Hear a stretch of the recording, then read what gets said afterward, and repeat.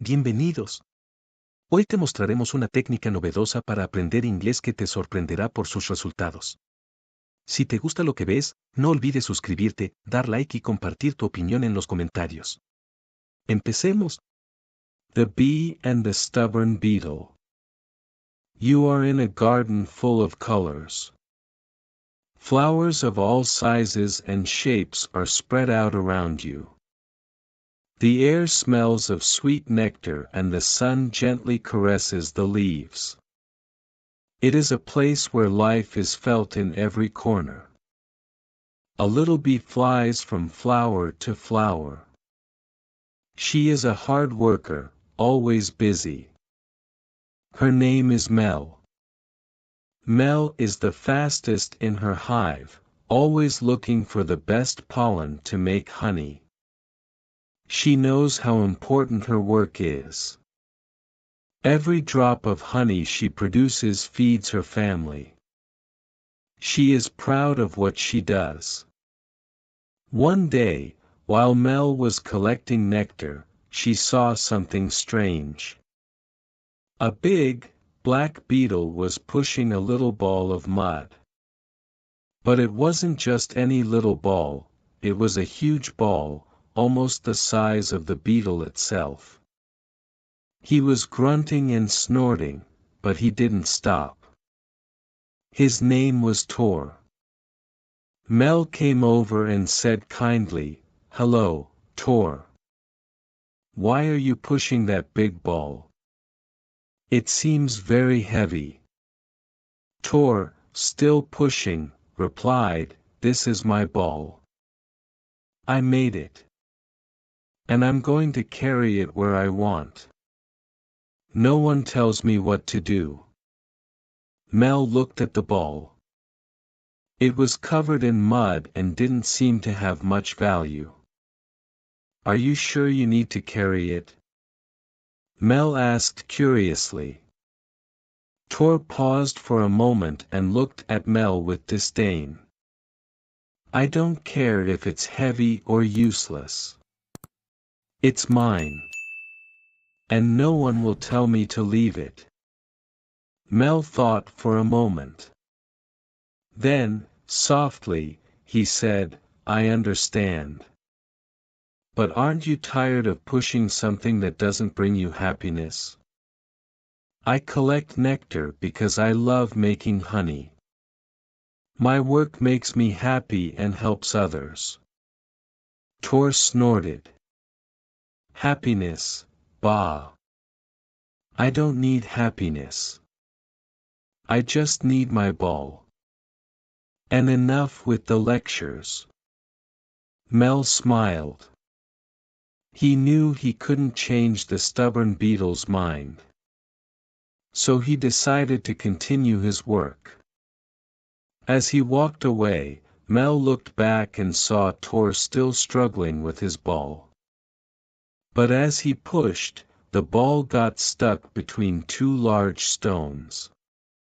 Tor tried again and again to move it, but he couldn't. He grunted, pushed, and got angry, but the ball wouldn't budge. Mel watched him from a distance, sadly. She knew Tor could ask for help, but he was too stubborn to do so. What would you do if you were in Tor's place? Would you keep pushing the ball, or would you find another way to be happy? Tor kept trying to move his ball, but nothing changed. The sun was beginning to set, and the shadow of the stones was lengthening over him.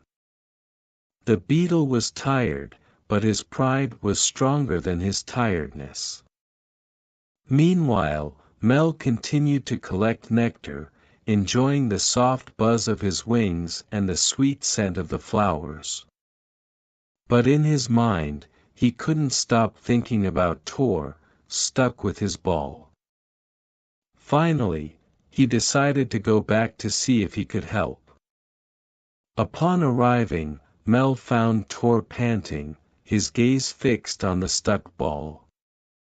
He gently approached him and said, "Tor, I know you're strong and you appreciate what you've done.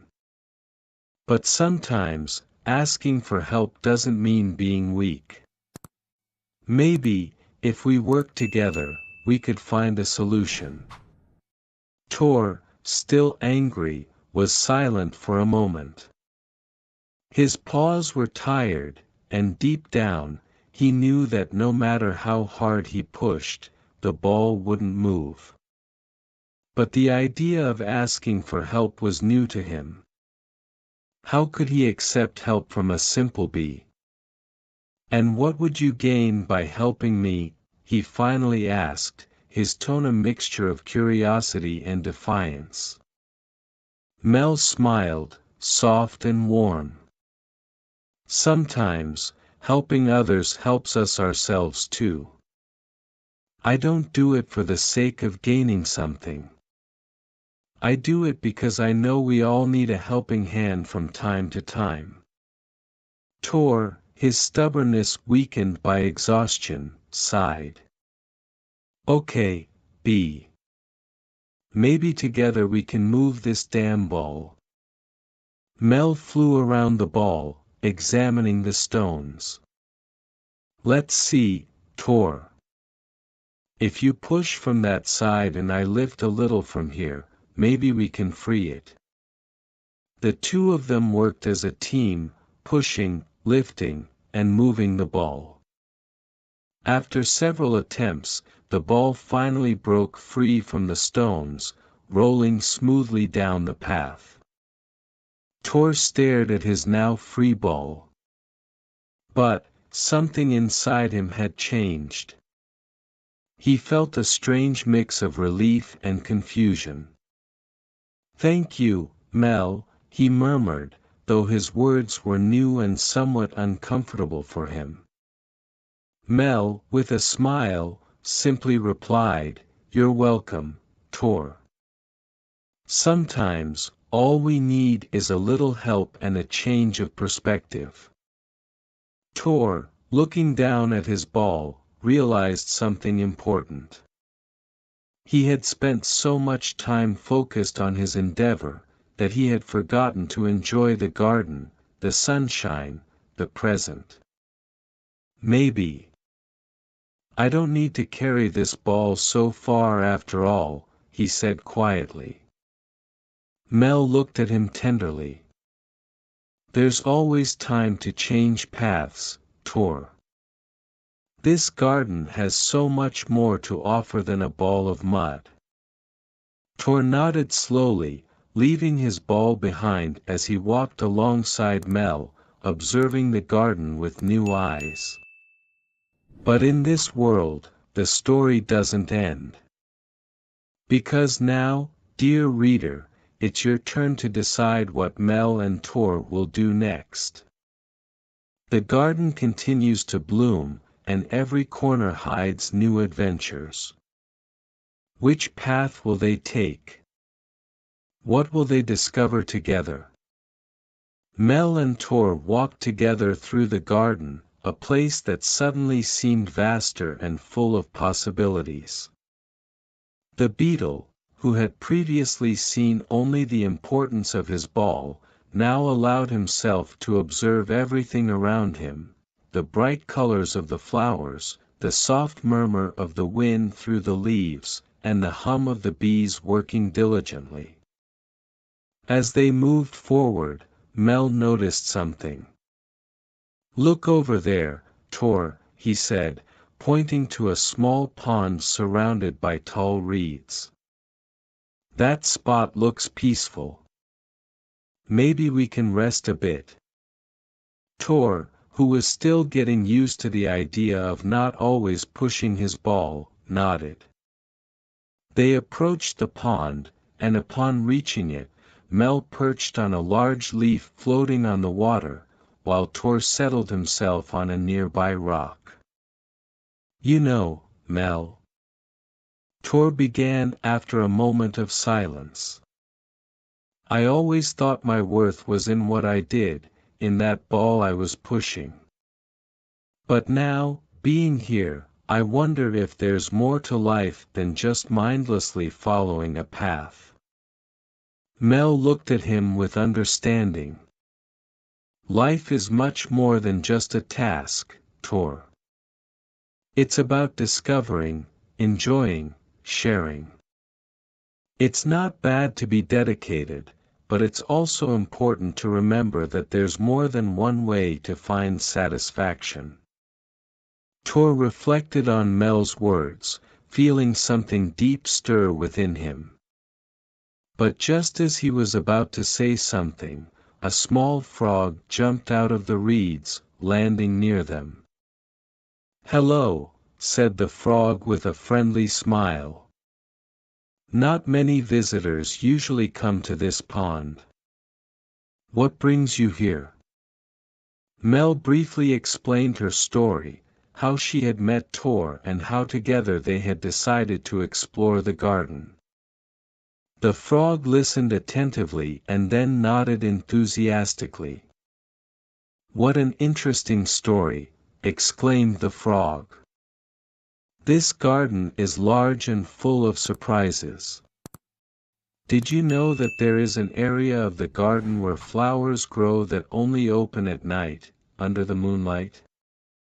It is a beautiful sight, but few have seen it." Tor's eyes lit up. "I've never seen such flowers. I always thought that night was just for resting after a long day at work." "That's because you were always busy with your ball, Tor," said Mel softly.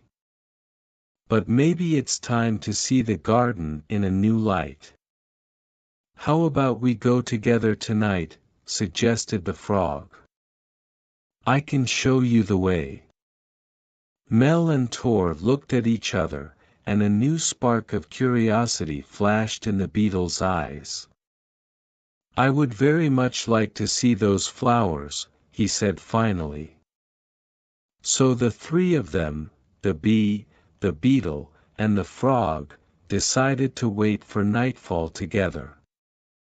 They talked about their lives, shared stories, and laughed.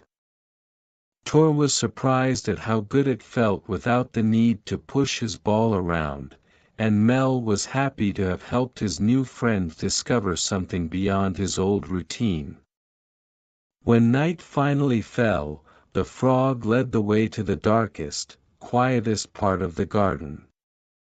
The sky filled with stars, and amidst that darkness, the night flowers began to appear, slowly opening under the soft moonlight. It was a sight of quiet beauty, and Tor was speechless, watching the flowers glow with a soft, almost magical glow. But this is where the story needs you again, dear reader.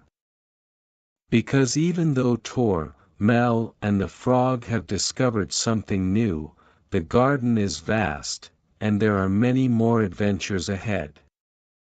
What other wonders are hidden in the corners they haven't yet explored? What new friends might they meet? The story is still open, waiting for you to decide what happens next. What will you do? Y con eso terminamos. Si te gustó este vídeo, asegúrate de suscribirte al canal. Además, te invitamos a ver el siguiente vídeo que te dejamos por aquí, para seguir mejorando tu nivel de inglés a base de práctica y repetición. Nos vemos allí.